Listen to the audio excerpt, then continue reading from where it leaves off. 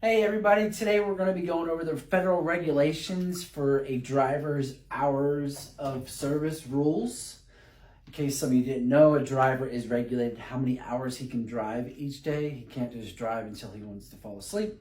He is strictly regulated how many hours he has to drive. So today I'm going to go over those rules so that you know them just for your general knowledge, or in case those of you who have general knowledge, maybe just a refresher course. So here we go.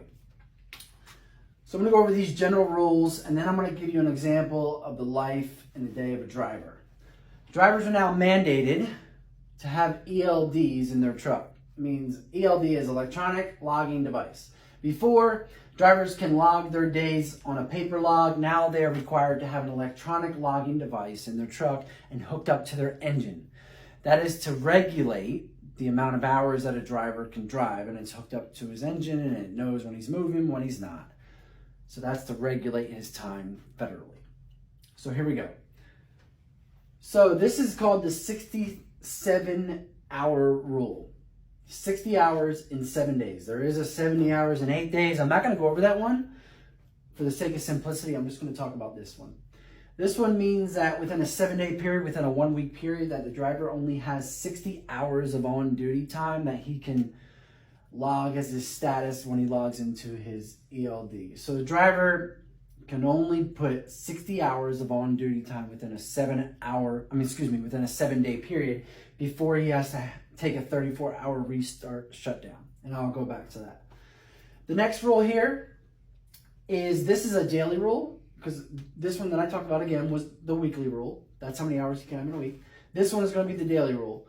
The driver is only allowed a maximum of 14 hours of on-duty time within a 24-hour period, okay? Before he has to take a 10-hour break, and I'll come back to that. The next one is the driver is only allowed a maximum amount of 11 hours per day driving time on his log within that 14-hour confine. The next one is going to be every 8 hours that a driver logs. So if a driver starts at 6 a.m., at 2 p.m., that's 8 hours, he has to take a 30-minute break. He has to show that on his logging device. That is mandatory. Now I'm going to go back and show you this as we go out through a driver's day as he logs it on his logging device. The next one is going to be the 10-hour break rule. This rule means that every day, driver has to take a 10-hour shutdown. He's only allotted 14 hours of on-duty time. Once he hits that 14 hours, he has to take 10 hours to be able to restart this 14 hours. This is called the 34-hour restart. That ties into the weekly. That means is that once the driver hits this 60 hours within a week period, he cannot go over that 60 hours. He has to restart, and he has to show 34 hours of continuous off-duty time on his log. Again, that's to give the driver a break. Okay? So in the confines of this, let's go back through the status of a driver as he logs it in his electronic logging device on a daily basis. So this is a very basic example that I'm going to go through. There's, of course, many variations to this that we could go over, but we're just going to go over a very basic variation of it just for the sake of simplicity. So here we go. The driver has 4 different statuses in his electronic logging device. Those are the 4 basic statuses. That is going to be off-duty, sleeper berth, driving, and on-duty. Those are the 4 statuses that the driver will log throughout a day. So here's an example.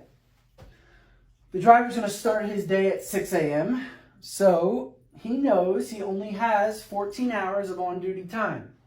So he's thinking about that. So he starts his day at 6 a.m., he has to shut down his day at 8 p.m. He's just going to keep that in the back of his mind as he goes throughout his day. This first status that he's logging is on duty. Is from 6 a.m. to 6:15 a.m. This is going to be on duty, but he's not driving, but he has to perform his pre-trip inspection. He will walk around his truck and do some safety points on his truck to make sure that his truck is ready to go for the day. Some examples, he's going to make sure his lights are working, his blinkers are working, his airbags, there's no leaks. That's to make sure that he meets the safety standards to start his day. So from 6:15, he's going to log his next status, which is going to be driving. That's from 6:15 to 7. Again, that's an example. I'm just give you an example, saying the driver is only 45 minutes away from his shipper. That's where he's going to get loaded for the day. So the driver's 45 minutes away. So from 6:15 to 7, he's driving. That's his status. At 7 a.m., he arrives at his shipper. He's going to change his status from driving to on duty. Okay?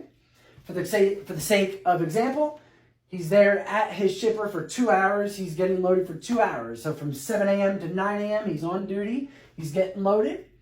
Once he's finished loading there, he's going to change his status to driving. Now, if you remember this 30-minute break every 8 hours rule, the driver knew when he started at 6 a.m., at 2 p.m., he has to stop for his 30-minute break. So he knows once he leaves here at 9 a.m., he only has till 2 p.m. of driving time. He changes his status to driving.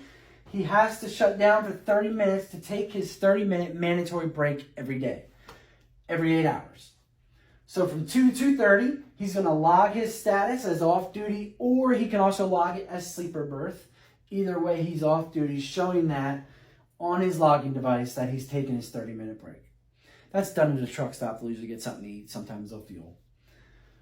So from 2:30, so now the driver, again, he's thinking in his head, okay, I have to shut down by 8 p.m. I need to do a post-trip inspection. So if he's leaving here at 2:30, he knows he has to shut down at 7:45. He's going to calculate that is in his head, and as he's driving, he's going to look for somewhere to stop by the time he has to shut down. So he starts at 2:30. He changes his status back to driving from 2:30 to 7:45. He's driving. He stops driving at 7:45. He pulls into a truck stop to sleep for the night, to stay there for the night. He gets out. He does his post-trip inspection.